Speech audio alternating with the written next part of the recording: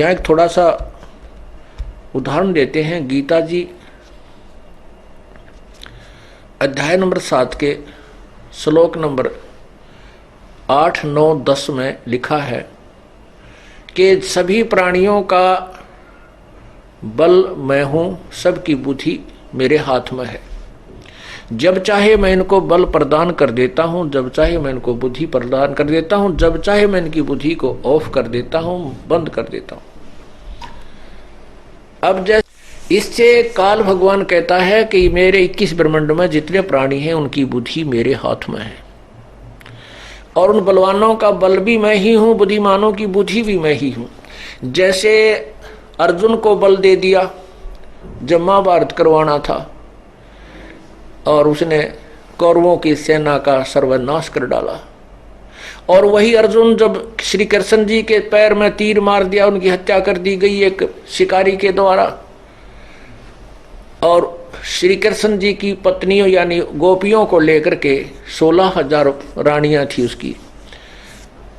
उसकी 8 रानियां तो श्री कृष्ण जी की थी जो उसने शादी की थी, और 16,000 थी जो उसने एक राजा से कैद की हुई औरतें छुड़वाई थी, वो भी अपनी पत्नी के रूप में उन्हें रखा था।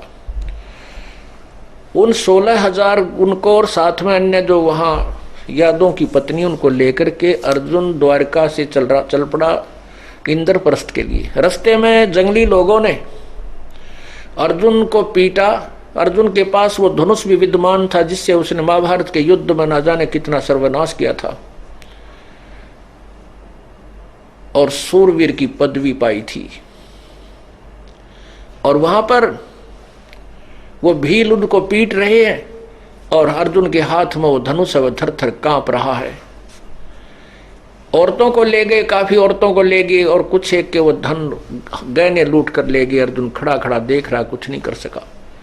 फिर वो अर्जुन कहता है कि ये कृष्ण बड़ा छल दिया था, बड़ा धोखेबाज था, जब इसने युद्ध करवाना था जब तो मुझे शक्ति दे दी, अब मैं वही अर्जुन, वही मेरा धनुष, आज मैं इसको धनुष को प्रत्यंचा भी नहीं चढ़ा पा रहा हूं। परमात्मा कहते हैं कबीर साहब कि ये श्री कृष्ण छलिया नहीं था, श्री कृष्ण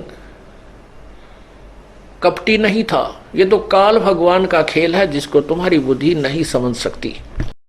हमारा वीडियो आपको पसंद आया तो लाइक करें, कमेंट करें, शेयर करें। गुरु रियल गॉड यूट्यूब चैनल को सब्सक्राइब अवश्य करें।